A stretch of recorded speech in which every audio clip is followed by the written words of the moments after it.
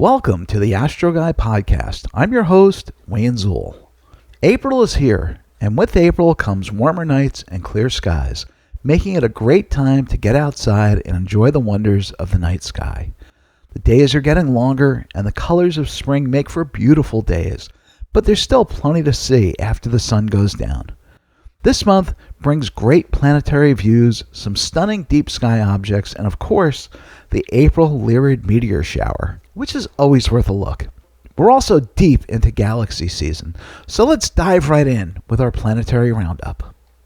Mercury will be very low in the twilight all month. The best times to spot Mercury will be in the morning, the last few days of the month, when it will rise about 50 minutes before the sun. So you'll need an excellent eastern horizon and likely binoculars to try to spot magnitude 0 Mercury this month.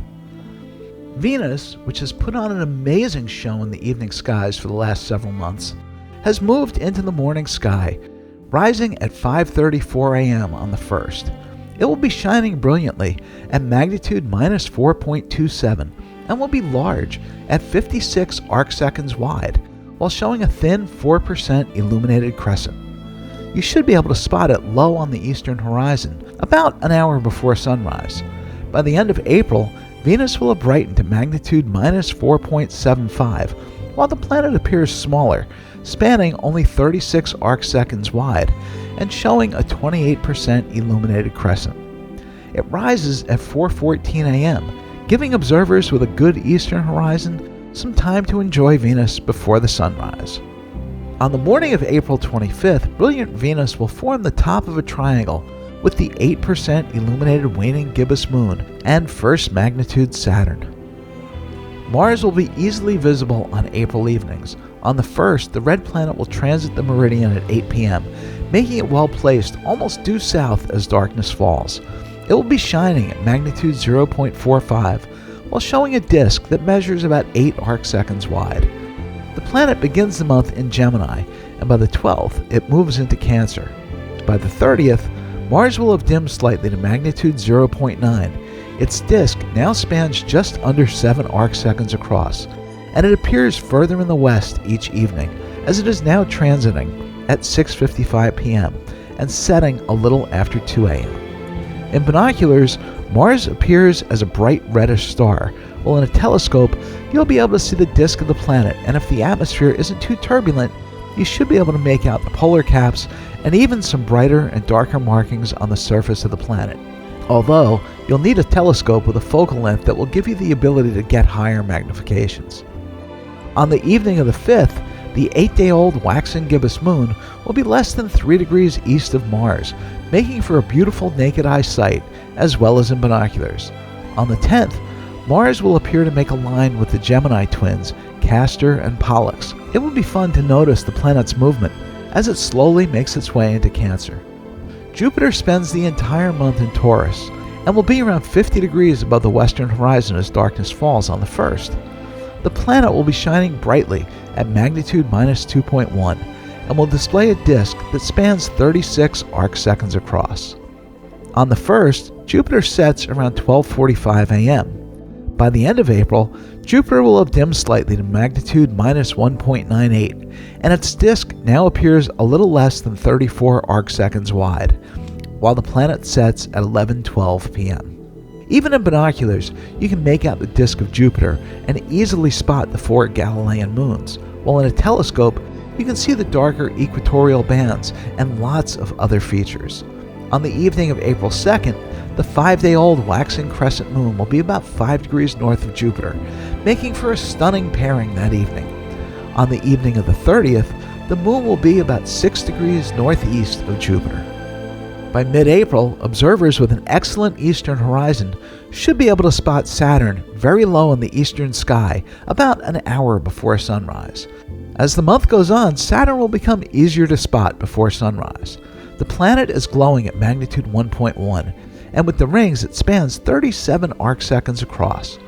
On the morning of the 29th, Saturn will be about 2.5 degrees south of Venus in the pre-dawn sky. As the year goes on, Saturn will rise earlier as it moves towards opposition in September. Visually, the rings will appear nearly edge-on, making for an unusual view of the ring planet. Uranus spends all of April in Taurus. On the 1st, Uranus is glowing faintly, magnitude 5.84, while showing a disk that measures about 3.5 arcseconds across. The 7th planet in our solar system will be about 26 degrees above the western horizon at 8:30 p.m. on the 1st. By month's end, Uranus will be nearly lost in the glow of sunset, so get your views in now before it's lost and reemerges in the morning sky later this spring. Faint Neptune reemerges in the morning skies later in April, but at magnitude 7.8 being very low in the east, it will be nearly impossible to spot Neptune this month. Last month, on March 13th, going into the 14th, there was a total lunar eclipse that was visible to much of the Americas. We did a live cast of it on YouTube. There's a link in the show notes if you want to see it. Unfortunately, just after the eclipse began, the clouds came in, and by totality, the clouds were so thick that the moon wasn't visible. However, as you can see, several others in other parts of the country did capture some excellent images of the eclipse. On March 29th, observers from the northeastern US, Canada, Greenland, and parts of northern Europe were treated to a partial solar eclipse. One of April's highlights is the Lyrid Meteor Shower. The Lyrids are an annual meteor shower that peaks this year on the night of April 21st, going into the morning of the 22nd. While not the most prolific meteor shower, the Lyrids can still put on a decent show, producing around 10 to 20 meteors per hour under dark skies. There have been years where observers have spotted as many as 50 meteors per hour, but that's pretty rare. What makes them special is that they tend to produce the occasional bright fireball. So while their numbers aren't huge, you might catch a particularly stunning meteor streaking across the sky. The Lyrids are the result of the Earth passing through the debris left behind by comet C-1861 G1 Thatcher. As these tiny fragments burn up in our atmosphere, they create the streaks of light that we see as meteors. The best time to observe them will be after midnight, when the radiant, the point where the meteors appear to originate, rises higher in the sky. The radiant is located near the bright star Vega in the constellation Lyra. This year we have a bit of a challenge with the moon, which will be a waning crescent that will wash out many of the fainter meteors.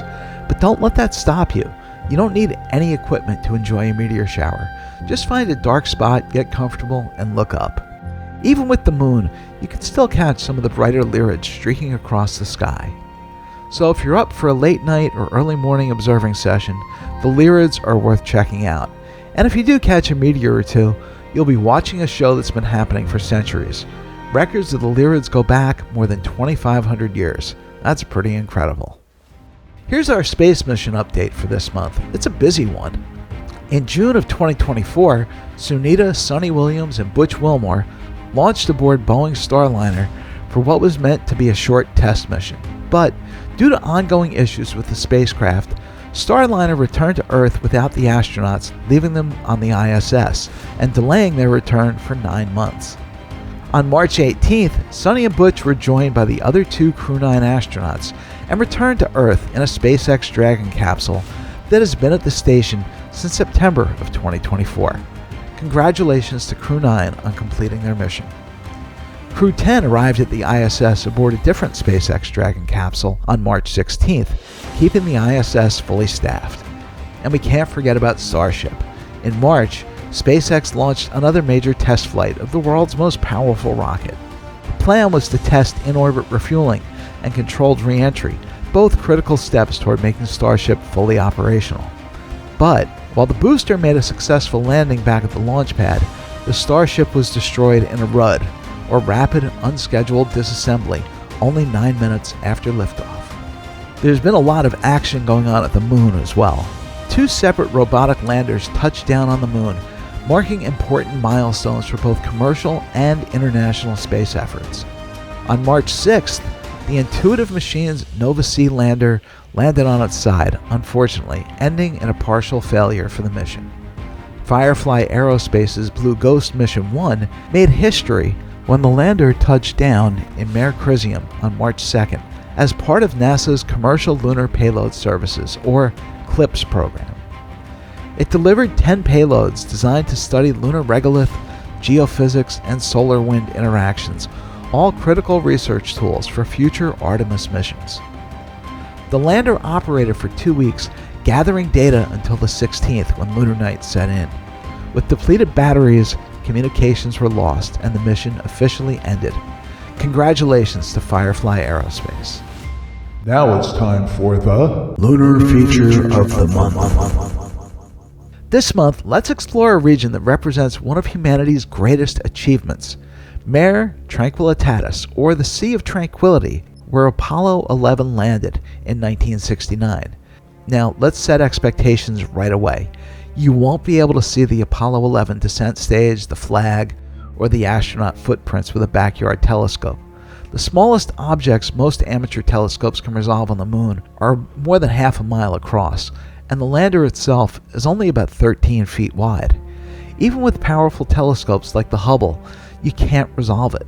But what you can see is the surrounding landscape, the broad, smooth plains of Mare Tranquillitatis, and many of the key features that helped Neil Armstrong and Buzz Aldrin navigate their historic landing. Start by looking for Mare Tranquillitatis itself. This is one of the darker, smoother regions on the moon, visible even to the naked eye, as part of the pattern that makes up the man on the moon. It's located just east of Mare Serenitatis and south of Mare Crisium. Even through binoculars, you'll spot its broad, dark lava plains standing out from the lighter, more rugged highlands. With a telescope in the 4 to 6 inch range, you can start identifying some of the major craters that frame the Apollo 11 landing site. Two excellent landmarks are the craters Sabine and Ritter, which lie west of Tranquility Base. These craters are about 19 miles or 30 kilometers across and are easily visible at moderate magnifications. They serve as excellent guideposts for finding the approximate location of the Apollo 11 landing site. Another interesting target in the region is the Moltke crater, a bright, well-defined impact crater that's 4 miles or 7 kilometers across. It's located along the western edge of Hypatia Rill, a faint channel-like feature that can be glimpsed under steady seeing. For those with 8-inch or larger telescopes, you might also catch a glimpse of the network of rills in the region, including Rimae Hypatia and parts of Rimae Sausagenes. These are delicate, winding channels carved by ancient volcanic activity and are a fun challenge to observe when the lighting is just right. The best time to observe this area is during the first quarter phase, when the sun casts long shadows across the landscape, revealing subtle details in the lunar terrain. If you wait until full moon, the lighting becomes too flat, washing out much of the detail. Even though with backyard telescopes we can't see the Apollo hardware itself, there's something awe-inspiring about looking at Mare Tranquillitatis and knowing that this is where human beings first walked on another world. It's a reminder that when you look through your telescope, you're not just seeing craters and lava plains, you're looking at history. Okay, now it's time to leave the solar system. To kick off this month's Deep Sky tour, we're heading to the small but fun constellation Canes Venatici, home to some of the finest galaxies in the night sky. And what better way to start than with one of the most famous galaxies out there, NGC 5194, which is more commonly known as Messier 51, the Whirlpool Galaxy. M51 is a stunning face-on spiral galaxy, located about 31 million light-years away, and is almost 77,000 light-years wide. It glows at magnitude 8.4 and spans 11 by 7 arc-minutes in size. It's interacting with a smaller companion galaxy, NGC 5195. In a telescope, even from a moderately light-polluted location, you can make out the bright core and the smaller fuzzy patch marking the companion. But under darker skies with a telescope in the 6 to 8 inch range or larger, you can start to see hints of its sweeping spiral arms. In my 8-inch Dob from a dark sky location, the galaxy core is easily seen, as is NGC 5195. With an 11mm Nagler eyepiece at 83 power, the spiral arms are evident, and with extended viewing, I could tease out the faint bridge of starlight between the two galaxies. M51's spiral structure really pops in long exposure images, revealing intricate dust lanes and glowing star formation regions. But even visually, it's a breathtaking example of a galaxy in action, literally being shaped by the gravitational interaction with its companion. M51 is easy to locate. It sits just 3.5 degrees southwest of magnitude 1.85 Alcade, the bright star at the end of the Big Dipper's handle. Located just 2.5 degrees west and 5 degrees south of M51 is where you can find our next target, M63, also known as the Sunflower Galaxy. And if you've ever seen a detailed image of this galaxy, you'll understand why it's got its name. M63 is a spiral galaxy, but unlike the well-defined grand design spirals like M51, the Sunflower Galaxy has spiral arms that are patchy and loosely wound, giving it a textured, almost feathery appearance.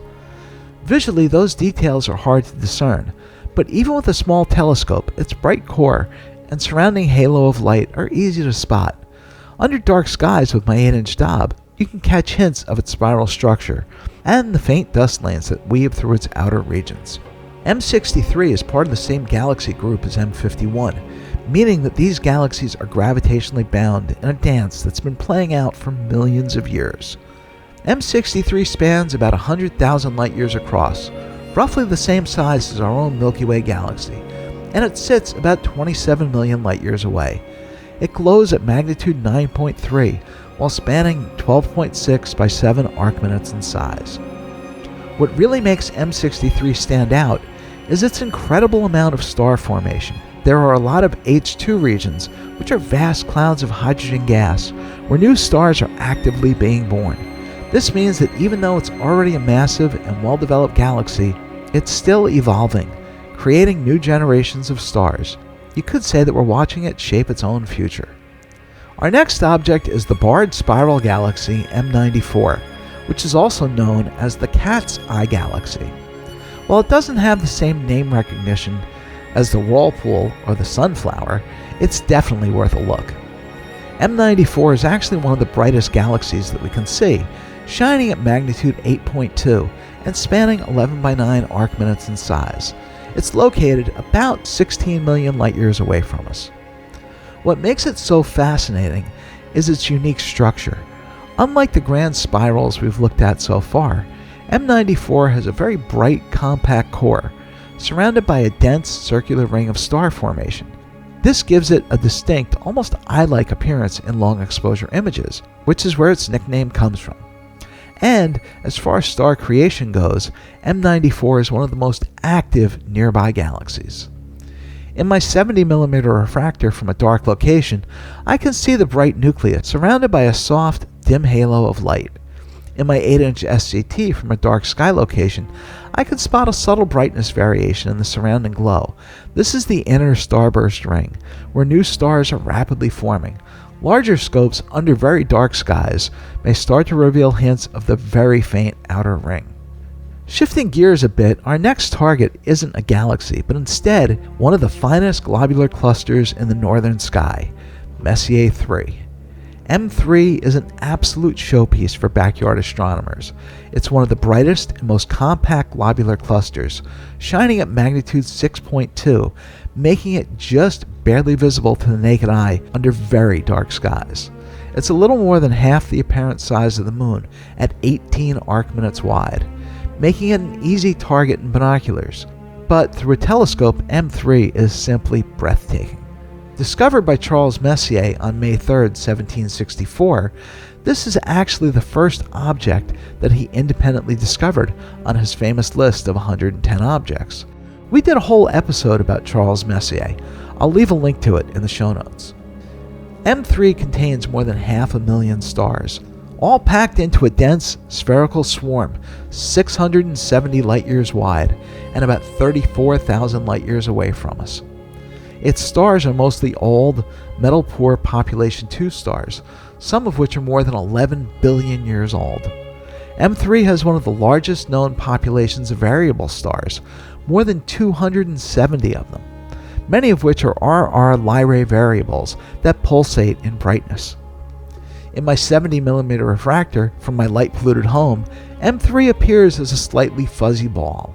In my 8-inch Dob from a dark location, M3 looks like a smaller, slightly fainter version of M13. The core is bright and well-defined, and you can resolve individual stars in the outer edges of the cluster. They start to resolve into tiny points of light, almost like diamond dust sprinkled on black velvet. Larger scopes can reveal intricate chains of stars radiating outward from the core, creating a beautiful, almost spider-like pattern. Finding M3 is a breeze. Start at magnitude minus 0.04 Arcturus in Bodes, and imagine a line to magnitude 2.8 Callie. M3 is located about halfway along that line. Our next object is one of the coolest looking spiral galaxies. I'm referring to M106. Shining at magnitude 8.3 and spanning 18.5 by 7 arc minutes, this galaxy lies about 23 million light-years away from us. Visually, M106 resembles a tilted spiral galaxy. With binoculars, M106 appears as a faint smudge of light and as a poorly defined glow in my 70mm refractor. In my 8-inch Dob, the galaxy appears as a glowing, elongated oval with a brighter central region. I viewed M106 in a 16-inch scope, and the faint spiral arms were visible, as were some of the faint structures that curved in towards the nucleus of the galaxy. In long exposure images of M106, it reveals dramatic dust lanes and beautiful regions of red hydrogen emission within the spiral arms. M106 is classified as a Seyfert galaxy, meaning its core is actively feeding on surrounding material, powered by a supermassive black hole. This activity results in powerful radio and X-ray emissions, making M106 one of the most energetic galaxies in Messier's catalog. Finding M106 is easy.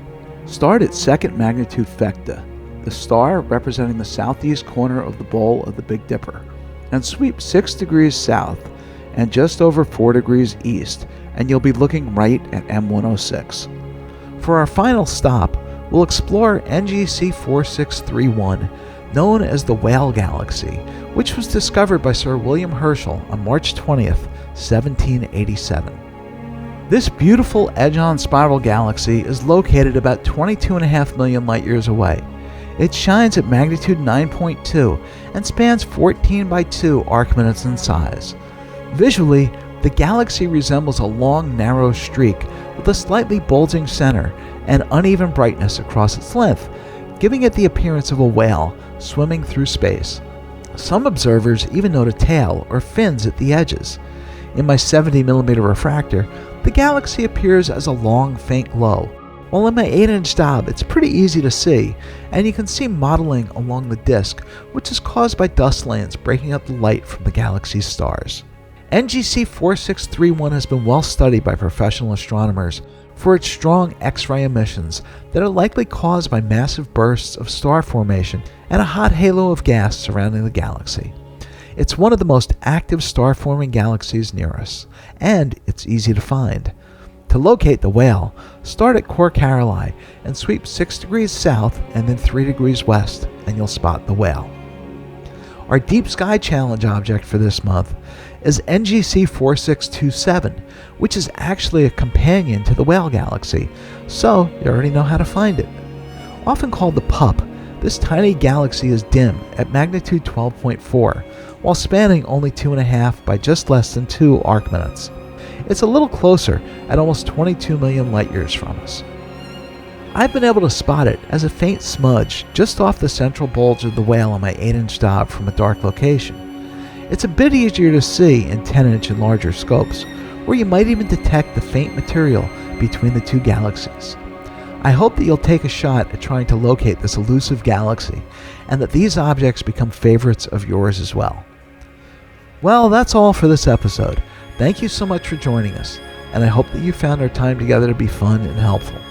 If you have questions or episode suggestions, please email us at astroguypodcast@gmail.com or leave us a text or a voicemail at 973-404-0380. If you're not already a member, please join the Astro Guy Podcast group on Facebook. You can also visit our YouTube channel, the Astro Guy Podcast, for past episodes and other surprises. Please do all the podcast, YouTube things such as like, subscribe, comment, and share. It really helps us. If you'd like to help support the Astro Guy Podcast and YouTube channel, you can do that by buying us a cup of coffee. The money is used to maintain and update the equipment that we use to create and publish the show. The link is in the show notes. Thank you again for joining us, and may your skies be clear. As always, Carpe Noctem. Seize the night.